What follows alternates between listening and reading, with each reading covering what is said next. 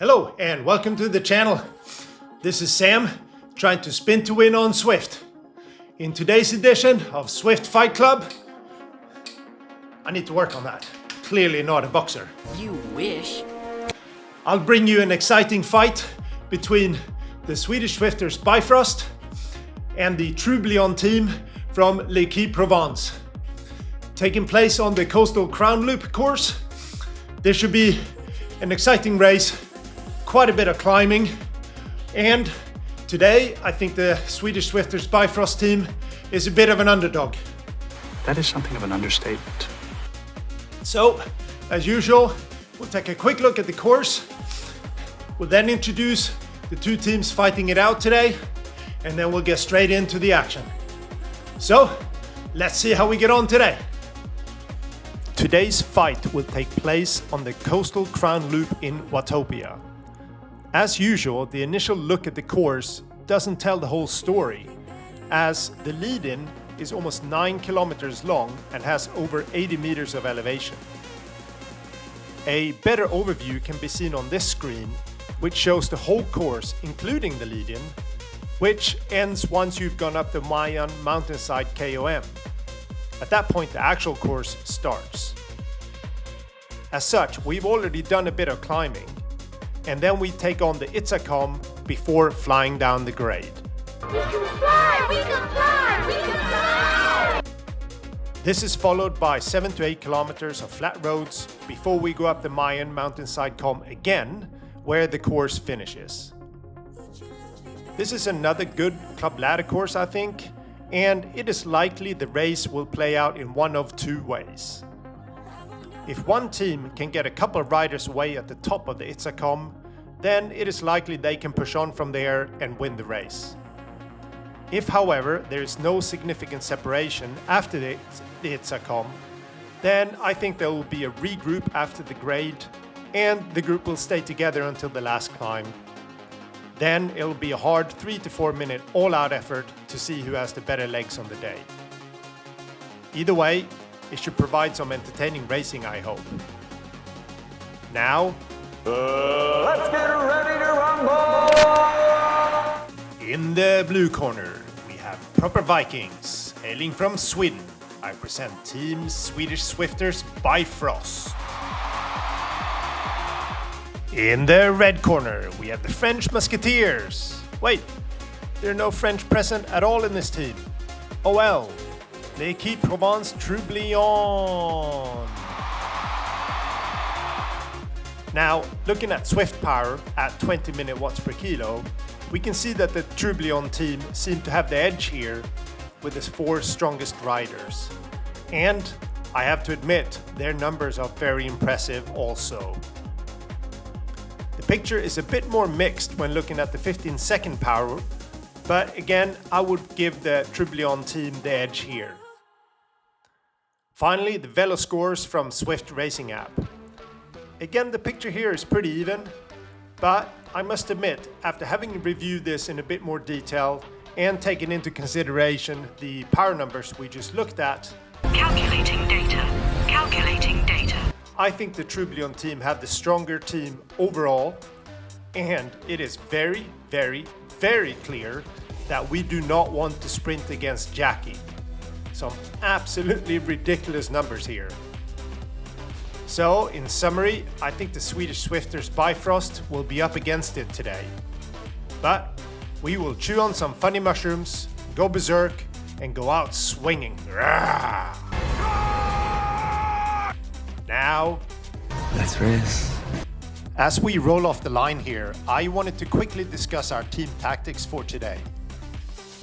With the understanding that the Trublion team were likely stronger than us, we wanted them to take the lead, and then we would follow as best we could. If a single rider went off the front before the first climb, then we wouldn't chase, but if 2 or more did, then we would have to respond.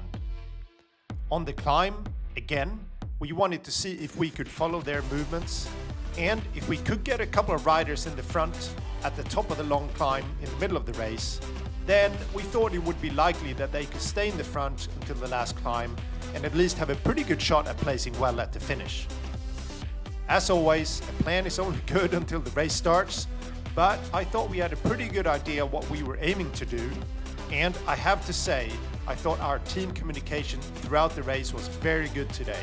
So thanks to the team for that. The pace was really slow at the start, but then one rider, Michael from the Trublion team, puts down some power and starts pulling away. As mentioned, our plan was not to follow, and if he wanted to burn matches this early, then we were happy to let him do so. But I suppose from his perspective, if he is a diesel, but perhaps not as good on the hills, then trying to get a gap and perhaps getting a head start on the climb is not a bad idea. We were ready for another push from the rest of the Trublion team, but it never happened. And we also controlled the gap to a degree that Michael got. So I don't think he was ever larger than 10 seconds. And ultimately we caught him just as the climb was about to start. But respect to Michael, that was a solid effort. As we start the main climb of the day, you can see that we finally catch Michael after a couple hundred meters. We then set an honest pace, first Håkan and then me, before the pace slows a bit after a few minutes. The group reforms, and for now, all of the racers are still together. Then, as we approach the steep section of the mountain mountainside Kom, the Trublion team comes to the front, and two of their riders, Jackie and Aargh, put in a significant effort. I made a mistake here as I told the team not to chase Aargh, as I thought he was the only one going, but then Jackie went for it also, and by the time we got our speed up, they had gotten a bit of a gap.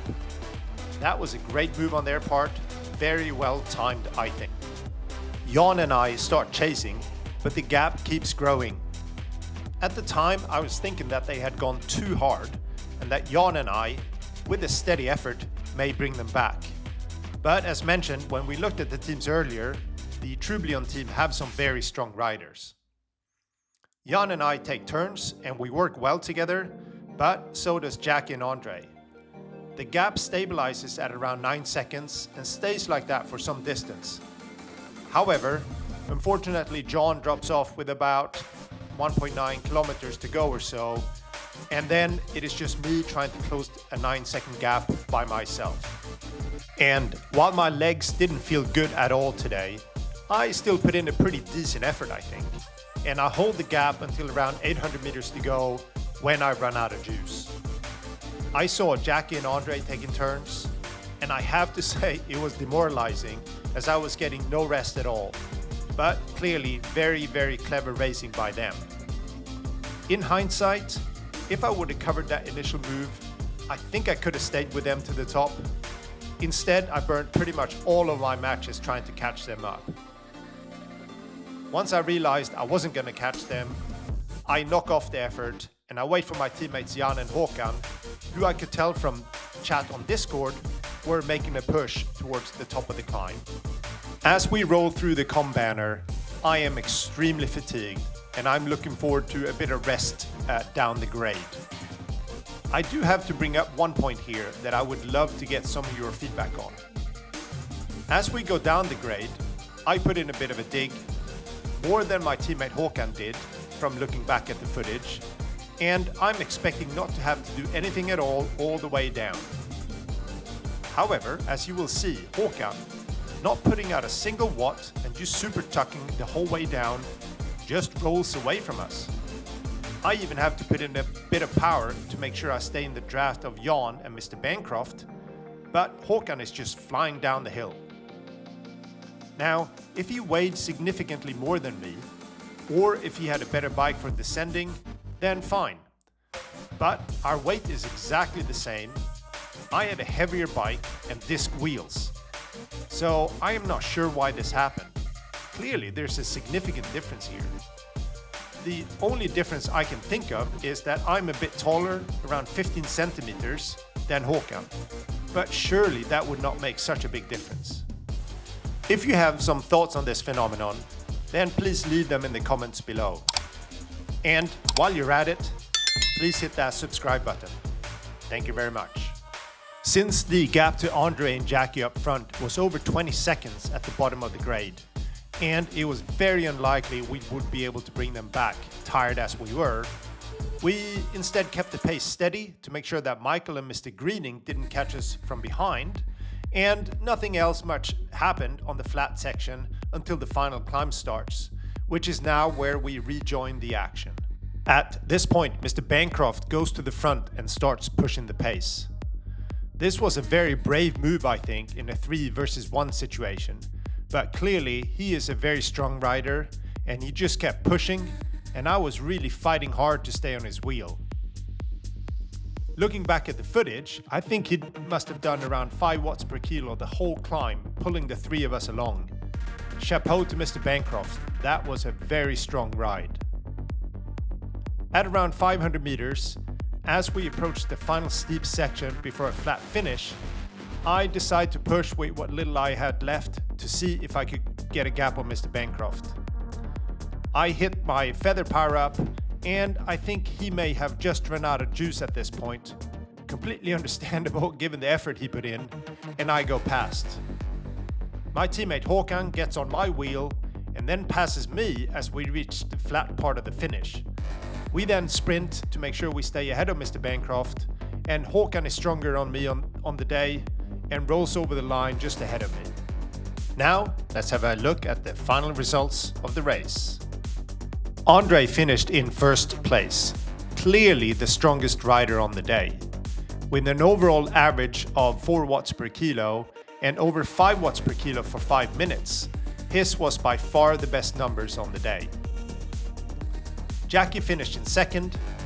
I didn't notice this at the time, but he was just a few seconds ahead of me and Håkan in the end. Either he was really tired at the end, or he knocked it off as he knew we wouldn't catch him. Jackie, if you're listening, I'm curious. Please let us know what happened, will you? Håkan finished in third, just pipping me to the line. The other racers were a little further behind, but I thought everybody put in a strong effort on a really tough course. Overall, the Trublion took a relatively comfortable win, but I think we pushed them about as hard as we could. Looking back at the race, if you remember my 2 scenarios of how I thought the race would pan out, well, one of them was exactly what happened, with 2 riders having a gap at the top of the climb and then staying away. I was right!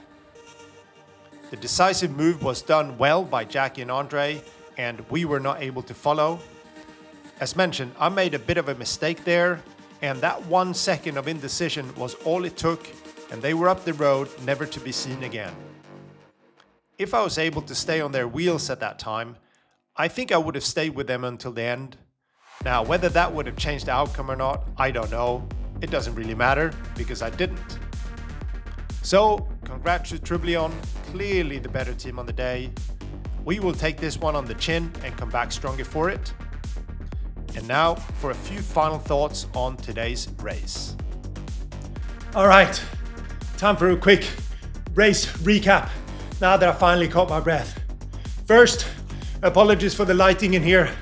I'm getting that sorted in the next couple of days. It's getting dark outside up here in Scotland, so I'm not getting the natural light that I've had in the last couple of months. Whew, that's another tough race. Seems to have been a lot of those lately, and I can definitely feel it. My legs were just not there today. However, that is no excuse at all, and we lost to a better team on the day. So, congratulations to the Trublion team. Stronger team on the day, well-deserved winners. I thought Jackie and Andre were very strong on the hill, got the gap. I think Jan and I made a pretty good effort at trying to reel them back, or at least keeping the gap consistent. But when Jan dropped off, I tried for a while, but I could see Jackie and Andre were taking turns, riding very well together, and I just didn't have enough to close that up on my own. So once I realized that, I decided to knock off the effort a bit and wait for my teammates. And then we had a 3 against 1 all the way to the finish against Mr. Bancroft, who, by the way, I thought rode really well. I think he did about 5 watts per kilo all the way up the last climb, which is very strong. But Håkan and I managed to get him on the sprint. But all in all, good effort from our team. I don't think we could have done too much more. The other team were just stronger on the day. So again, congratulations to the Trublion team. I'm gonna take a couple days off now. I can tell I need it, my legs are really tired. So with that, I think we'll end the video. Hope you enjoyed it. Certainly another tough one. This is Sam, trying to spin to win on Zwift, and I'll see you in the next one.